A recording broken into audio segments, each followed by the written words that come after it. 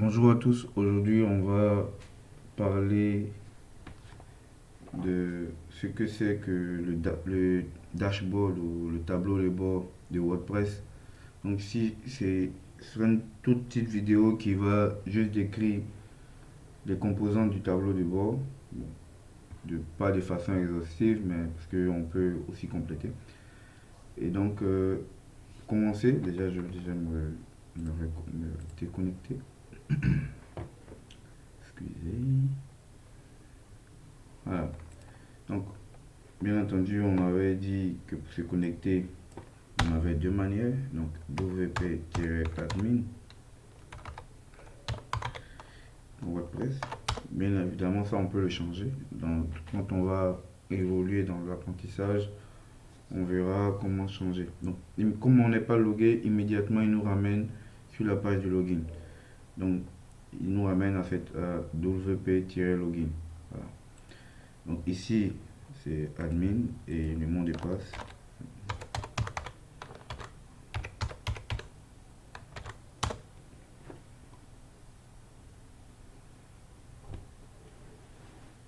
Entendu, voilà, ici on est connecté.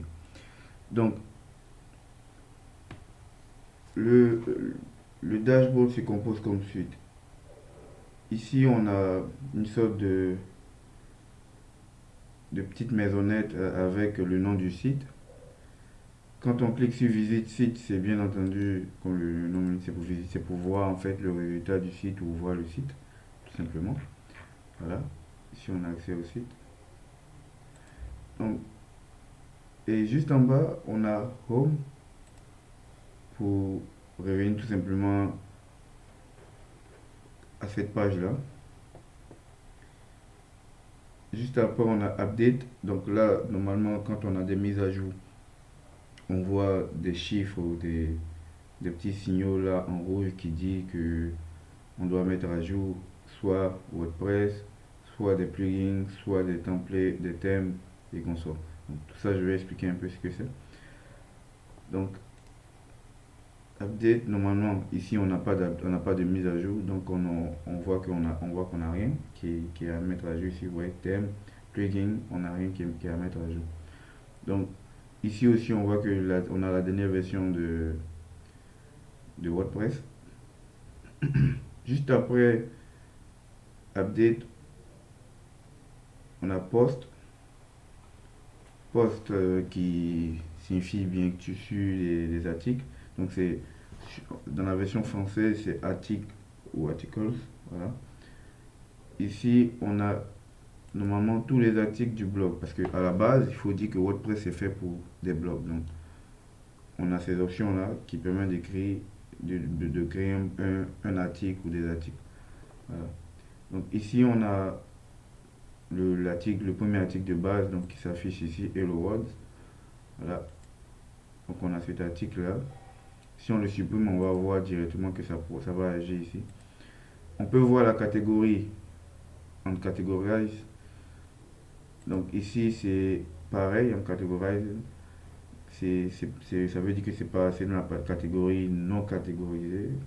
C'est un lapsus, mais voilà, c'est ce que ça veut dire. Ici, on a des catégories, donc ça sera des catégories d'articles, donc des catégories de postes. Donc ici, on voit aussi Add New, donc Add New qui nous permet d'écrire un nouvel article. Donc ici, on a plusieurs possibilités. Ça, c'est le nouveau éditeur de WordPress, donc il y a l'éditeur par bloc. On en avait un, donc vous pouvez avoir accès à l'autre, à l'ancienne version. Donc pour rédiger un article, bon, on va mettre mon premier article.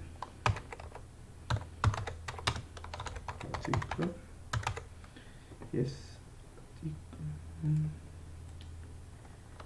Just my first article.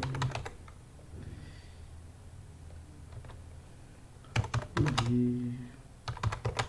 Bonjour. Le monde. Voilà. Donc ici on peut formater, mettre en bold, ouais. tac. Je peux mettre au centre. Ça aussi, pareil. Ici, on a. Bon, bref. Donc, je peux faire ça. Je peux rajouter. Je peux le mettre dans une catégorie. Ici, on voit pas il n'y a pas de catégorie, donc on peut pas la. Bon, donc voilà. Tac. Add new catégorie. First. Voilà.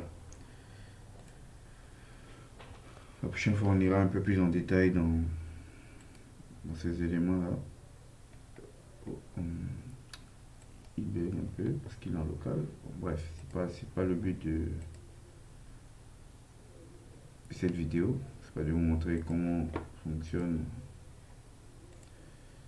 Voilà, on va avancer. Bon, il a pris en compte, mais il déconne. Bon, bref. Donc, si on actualise, normalement, on doit pouvoir voir un certain nombre de choses. Ouais. On a le premier article qui s'est affiché, l'article qu'on a écrit tout à l'heure qui s'est affiché. Donc, on peut changer la catégorie. Donc, ici, on fait Edit, clic Edit. Normalement, non, on n'a pas accès à First. Donc, si je fais publier, moi, je fais la mise à jour, je l'ajoute à une catégorie. Donc, si j'actualise ici, on va voir que la catégorie a changé. Voilà, c'est passé à First. Voilà.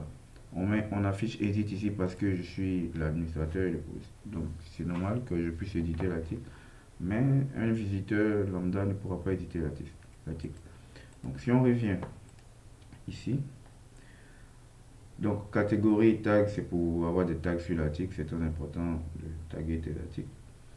Ici, on a les médias, donc tout ce qui concerne les photos, les vidéos, voilà, normalement c'est ici qu'on va les retrouver. Donc si je fais un nouvel add, new file, est-ce que j'ai une image à côté, là.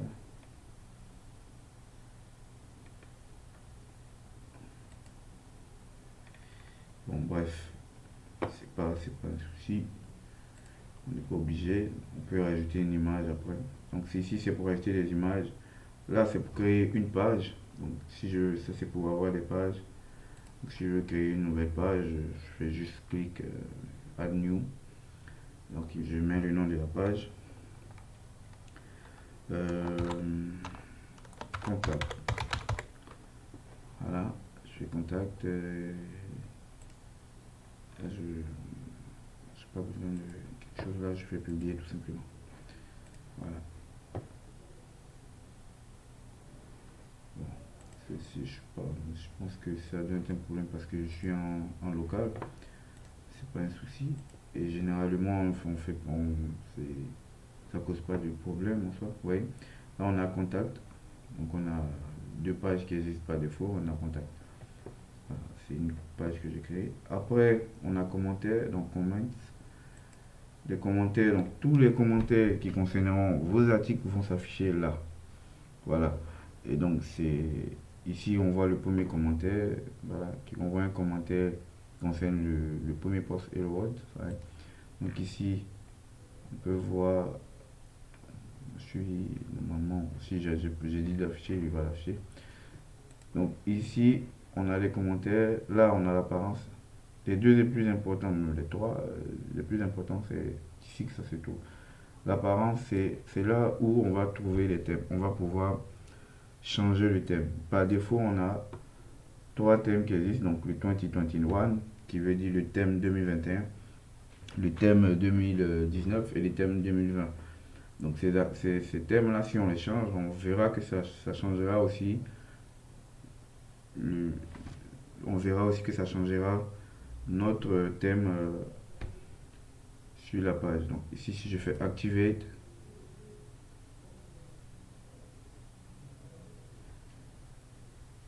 voilà, normalement ça a changé le thème. Donc si je fais Actualiser, on verra ici que j'ai changé le thème. Voilà, j'ai changé le thème de la... Voilà, ça a pris en compte ce thème là. Voilà. On peut rajouter des thèmes, c'est l'une des forces de WordPress. On peux rajouter des thèmes. Et comme je suis connecté à Internet, j'ai immédiatement accès au thème présent de WordPress. Donc ici, vous pouvez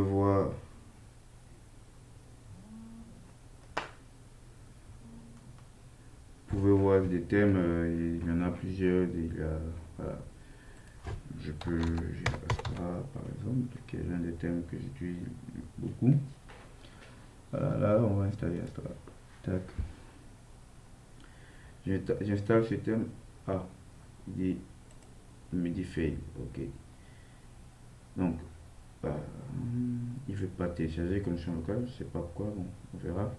C'est pas grave, ce qui est intéressant, c'est qu'on peut télécharger. Donc vous allez sur WordPress.org.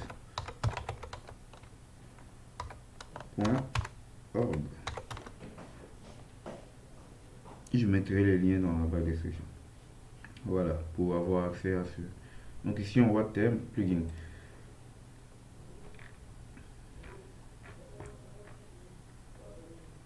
Voilà.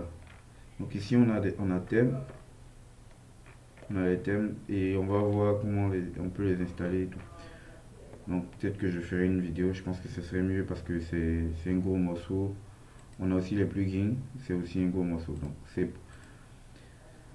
Donc les thèmes permettent de gérer l'apparence du site. Voilà, l'apparence du site, l'apparence du... Voilà. Et on peut le modifier. Donc on aura une autre vidéo qui traite bien les thèmes. Les plugins aussi sont des sortes de fonctionnalités. C'est des fonctionnalités qu'on rajoute au site. Donc des fonctionnalités qui sont déjà écrites par d'autres personnes de la communauté ou qui peuvent être écrites par vous-même. Voilà. Que vous ajoutez à WordPress, à votre site WordPress pour augmenter les fonctionnalités. Un exemple, on veut créer des formulaires par exemple pour envoyer des mails ou pour nous contacter. Donc on peut installer un plugin qui va permettre de faire ça. Donc c'est grosso modo ce que ça fait. Ici on a user, donc comme vous l'entendez, utilisateur.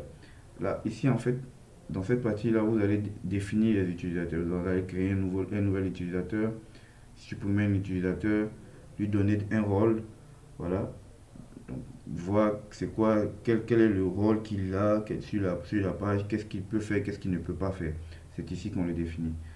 Donc ici on a Tools, c'est un ensemble de petits outils aussi qui permettent site elf, export, import, c'est pour exporter les sites, export personal data, erase personal data, donc effacer, import, exporter, voilà.